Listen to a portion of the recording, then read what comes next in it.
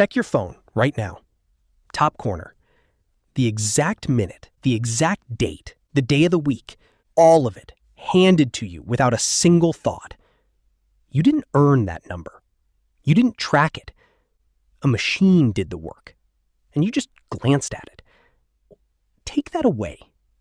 No phone, no clock, no calendar hanging on the wall, no app quietly counting the days for you. Just the sky, your body, and your memory. That was every human being for roughly 300,000 years. So how did they know what day it was? How did they know when to plant, when to move camp, when winter was coming? That's what I want to show you, because the answer isn't primitive at all. It's some of the most impressive engineering humans ever did, and almost none of it needed a single tool. Let's start with the obvious one, the sun. Sunrise and sunset gave every human a built-in clock that never needed winding. But it's not as simple as light and dark. Ancient people tracked the sun's position against the horizon, not just whether it was up. In 1985, archaeologists studying the Bighorn Medicine Wheel in Wyoming found that its stone spokes align with the summer solstice sunrise almost perfectly. Not by accident. Someone stood there for years, watching where the sun rose, and built a permanent marker out of rock so the knowledge wouldn't die with them.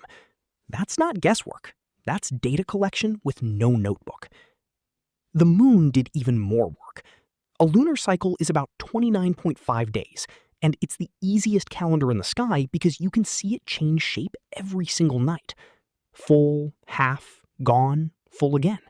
In 2013, researchers examined a 10,000-year-old set of pits dug into the ground at Warren Field in Scotland, arranged in a curve that seems to track the moon's phases across an entire year. Some archaeologists call it the oldest known calendar on Earth. Not carved into stone, dug into dirt, by people with no writing system at all because they needed to know when the game would return and when the rivers would rise. And here's the part most people miss. The stars weren't decoration. They were a farming almanac. Hunter-gatherer groups still studied by anthropologists today track specific star clusters to know when the dry season is ending.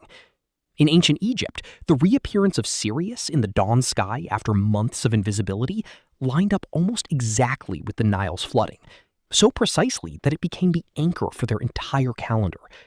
You didn't need to write anything down. You just needed to remember what the sky looked like the last time the floods came, and watch for it again.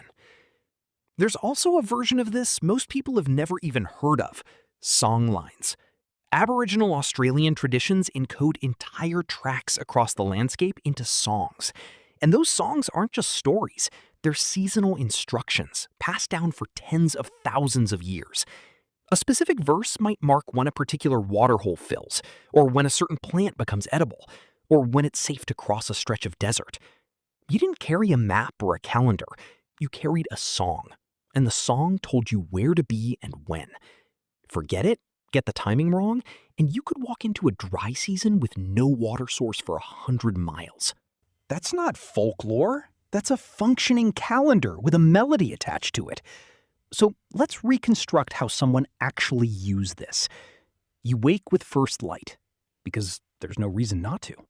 You glance at where the sun sits on the horizon compared to yesterday, a habit so automatic you don't even register you're doing math.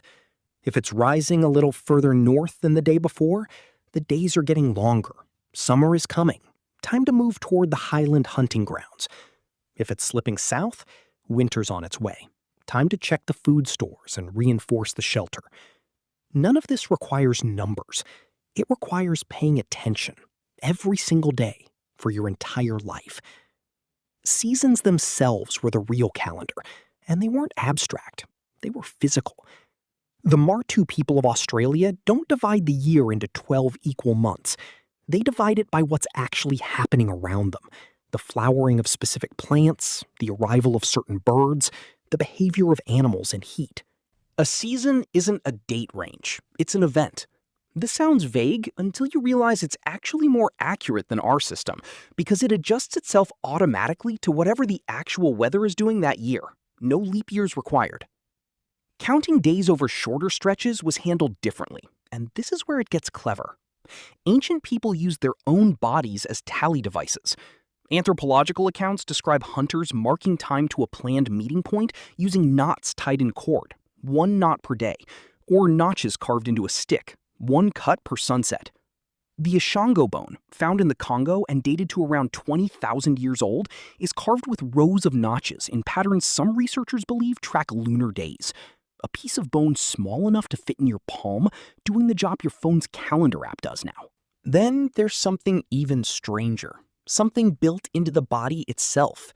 Humans have an internal clock called a circadian rhythm, and without artificial light constantly overriding it, that rhythm becomes shockingly precise.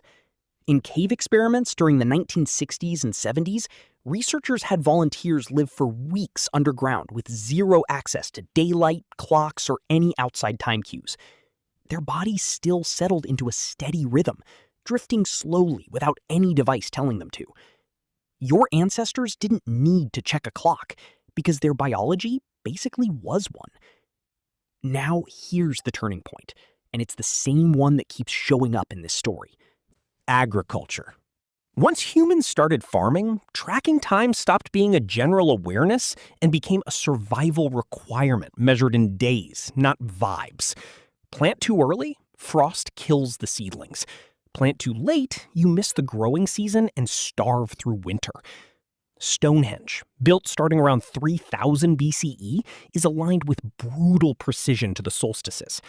The Maya built entire pyramid complexes as astronomical instruments, tracking Venus, the sun, and the moon with an accuracy not matched in Europe for over 1,000 years.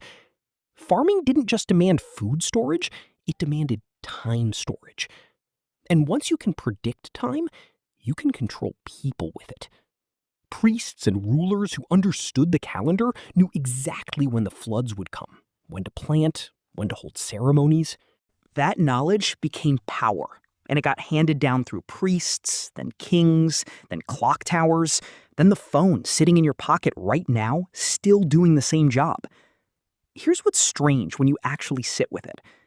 Your ancestors didn't need a date to know what to do. They needed attention.